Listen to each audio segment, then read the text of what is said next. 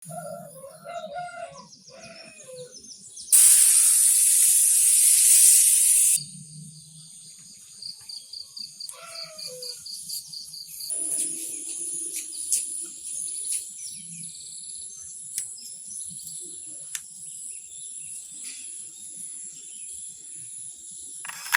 part sebelumnya kita sudah sama-sama simak cara semai benih sampai dengan pengocoran pertama atau pemupukan pertama. Sekarang kita lanjutkan part sebelumnya. Pemberian pupuk sistem foliar 10 hari setelah tanam.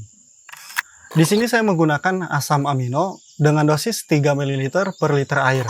Asam amino ini berfungsi sebagai sumber tambahan nutrisi nitrogen, promotor dan katalis untuk sintesis berbagai enzim pada tanaman, dan memainkan peran penting dalam metabolisme tanaman. Kita gunakan asam amino ini dengan interval 7 hari sekali.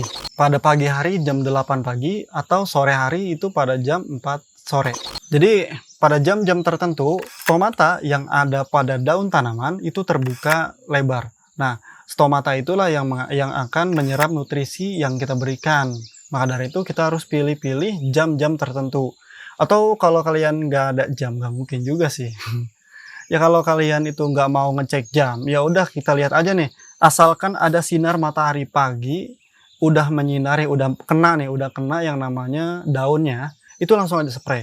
Di situ biasanya sudah terbuka lebar tuh stomatanya. Nah, kita boleh tambahkan pestisida organik. Di sini saya menggunakan Mama Lemon sebagai perekatnya dan juga ekoenzim sebagai pestisidanya.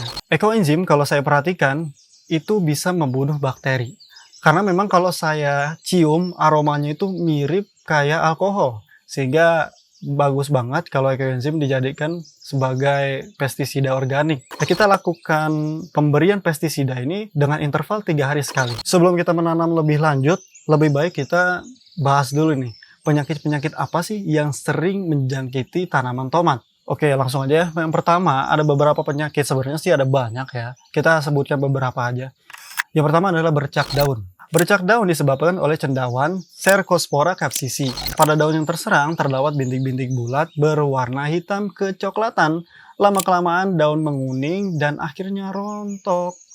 Untuk cara mengatasinya, lebih baik kalian mencegah sebelum terjadi ya. Kalau udah terjadi gimana? Ya udah kalian semprot menggunakan fungisida berbahan aktif mancozeb 80%.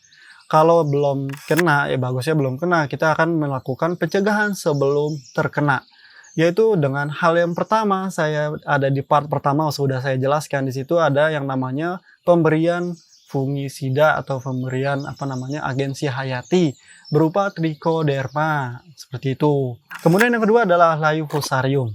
Gejala layu fusarium pada awal serangan dapat ditandai dengan adanya tanaman yang tiba-tiba layu dan akan segar kembali pada sore hari dan pada pagi hari.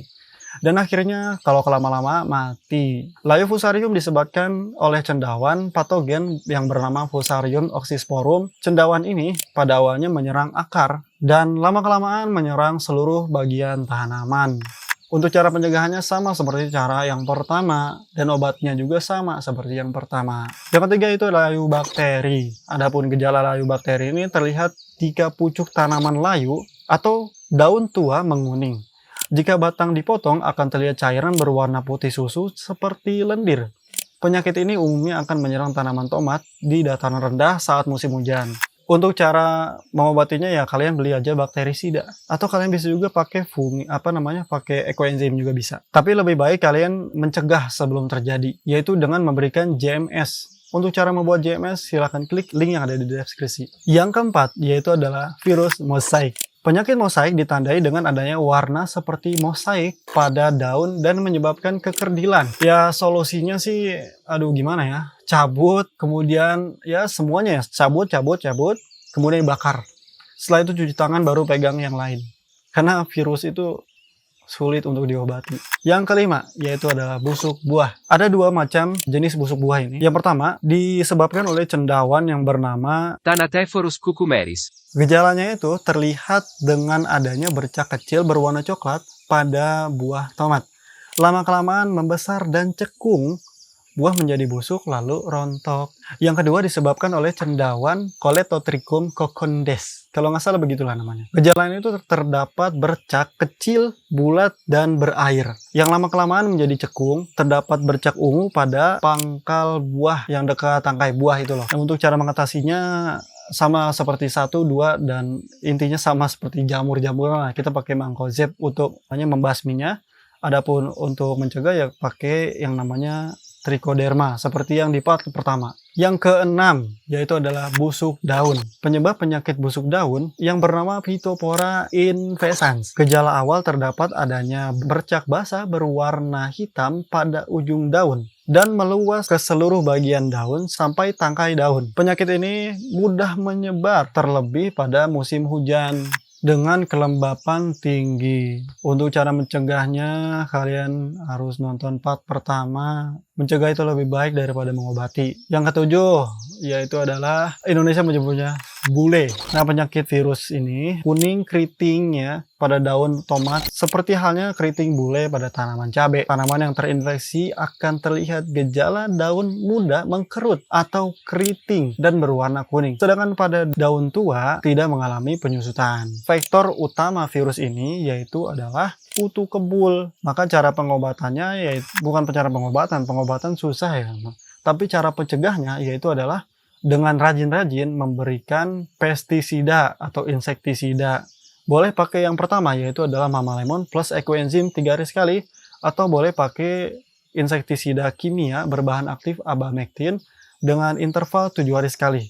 Dan dosisnya harus sesuai dengan dosis pabrikan aja. Kita harus percayakan aja lah sama pabrik. Dan yang kedelapan yaitu adalah nematoda. Nematoda ya jarang dikenal, jarang terjangkit lah. Tapi kalau udah kena, udah males banget dah. Kayak soalnya udah pengalaman kena itu. Ya, penyakit nematoda ini disebabkan oleh nematoda atau cacing parasit yang bertelur pada akar tanaman kita. Kalau udah terkena, maka tanaman akan layu secara perlahan. Produktivitasnya menurun, bahkan berhenti. Dan penyakit ini bisa dilihat dengan jelas pada akar tanaman. Akar tanaman menjadi beruntusan seperti yang ada di foto ini ya. Untuk cara mencegahnya, kalian harus memberikan cairan mikroba atau cairan mikroorganisme, atau bisa dibilang JMS lah. Kalian harus berikan JMS kepada media tanam kalian agar mikroba-mikroba itu bisa mengkondisikan masing-masing lah, saling perang-perangan gitu.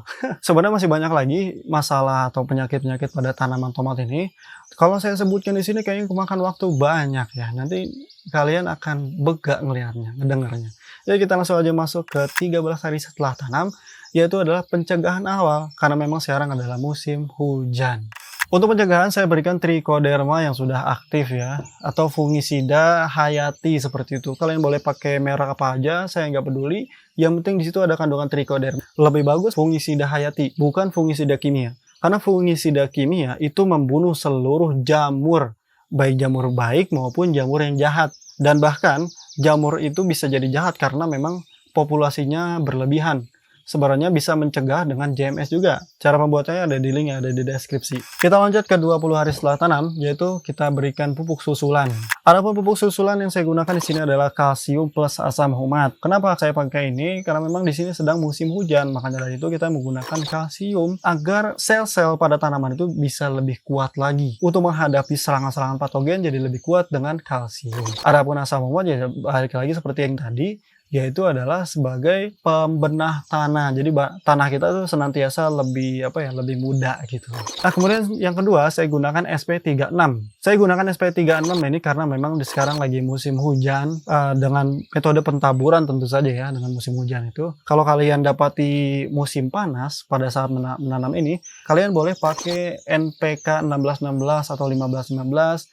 Intinya NPK yang ada kandungan TE-nya. Jangan yang tanpa TE. Harus ada TE, karena memang kalau ada TE-nya itu atau trace element lebih komplit kandungannya dan lebih nggak mubazir. Nah, ini mohon maaf banget, tanaman saya mengalami kutilang atau etiolasi karena musim hujan terus-terusan. Alhamdulillah banget ini musim hujan. Setelah sebelumnya digoreng dengan musim panas yang sangat mencekik. Saya sendiri lebih suka musim hujan daripada musim panas. Karena memang musim panas susah untuk dapat air. Nah, karena musim hujan, mataharinya tertutup oleh awan. Sehingga tanaman tidak sempat berfotosintesis dengan baik. Dan metabolismenya terganggu. Kita lanjut langsung ke 25 hari setelah tanam.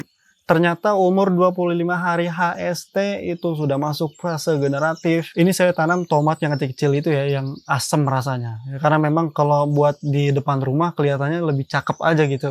Tapi kalau buat kalian yang memang buat dijual gitu, tapi nggak cocok sih nonton di sini. Ini bukan tempat kalian. Tapi kalau kalian memang buat dijual ya silahkan, tafadhol ahlan wa sahlan. Kalian boleh pakai benih servo atau niki pemberian pupuk fase generatif. Yang pertama adalah dengan cara kocor.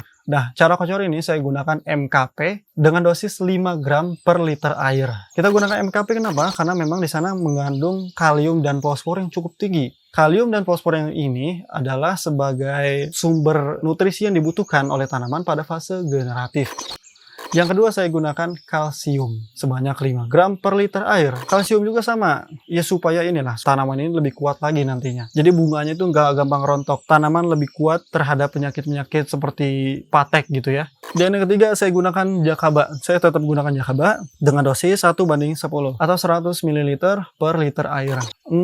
Kalau saya pribadi dengan menggunakan jakaba ini ya, efeknya lebih cepat, reaksinya itu lebih cepat daripada tanpa jakaba. Ya kalian coba aja sendiri. Walaupun memang di sana ada kandungan nitrogennya, tapi sejujur-jujurnya ya, kandungan nitrogen di pupuk organik itu tidak lebih tinggi daripada urea pupuk kimia. Maka dari itu kita boleh gunakan pupuk organik cair yang mengandung nitrogen yang tinggi. Setinggi-tingginya nitrogen dalam pupuk organik nggak bakalan tinggi-tinggi banget, nggak bakalan ngalahin urea, nggak bakalan nyalahin NPK 1616, nggak bakalan sampai segitu. Maka dari itu nggak usah khawatir, pupuk organik aman. Kita kocor dengan interval 10 hari sekali. Khusus untuk jakaba 7 hari sekali, karena memang jakaba organik dan memang dia kurang kuat gitu ya efeknya. Kemudian ada dua sistem ya, yang tadi kocor, yang kedua adalah foliar atau sistem semprot. Adapun sistem semprot ini saya gunakan MKP lagi ya, MKP juga sebanyak ya dengan dosis 2 gram per liter air. MKP ini lagi-lagi yang tadi kita butuhkan kalium dan fosfornya supaya tanaman lebih kuat untuk menahan pembuahannya lebih sempurna gitu. Dan yang kedua saya gunakan pupuk mikro. Pupuk mikro ini saya gunakan 2 ml per liter air. Kalian boleh pakai pupuk mikro, boleh juga enggak, tapi lebih bagus pakai pupuk mikro meskipun yang memang reaksinya lama, tapi itu dibutuhkan oleh tanaman dan itu bagus banget untuk tanaman, khususnya pada fase generatif. Nah, kita boleh rolling pupuk mikro ini dengan kalsium sebanyak 2 pekan sekali. Jadi umpamanya 2 pekan pertama pupuk mikro, 2 pekan berikutnya adalah pupuk kalsium supaya lebih lebih kuat. Karena memang kalsium itu dibutuhkan. Bagi saya, kalsium adalah, ya enggak juga sih. Tapi memang bagi saya pribadi, kalsium itu seperti pupuk primer, bukan sekunder. Karena itu penting banget gitu. Mempengaruhi kualitas buahnya juga, dan juga tanaman lebih kuat kalau pakai kalsium. Kita spray dengan campuran ini dengan interval 7 hari sekali. Kita bisa lakukan perempelan pada tanaman ya. Kita rempel aja tunas-tunas yang kecilnya ini, tunas-tunas airnya kita rempel semua, nggak jadi masalah. Karena supaya si tanaman ini bisa fokus ke buahnya. Ya, kalau udah berbuah, udah berbunga, rempel tuh semua yang namanya tunas airnya itu dirempel semua. Jangan disisain supaya hasilnya lebih maksimal. Dan juga jangan lupa kalau buat pohon tomat kasih ajir atau kayu-kayu ini yang lebih tinggi dan lebih kuat. Oke, sekarang kita langsung loncat ke 60 hari setelah tanam. Ternyata kita sudah panen. Ya, jadi itulah hasilnya. Untuk panen pertama memang sedikit, tapi sisanya bisa kalian lihat sendiri. Masih banyak yang hijau-hijau. Ini pekan depan sudah panen lagi. Pekan depannya lagi kita bisa panen lagi. Terus saja begitu. Nah, itu dia cara tanam tomat metode semi organik. Saya harap ini dapat bermanfaat bagi saya dan kalian semua. Saya rasa itu aja video kali ini. Kurang lebihnya mohon maaf. Selamat menanam. Barakallahu fikum.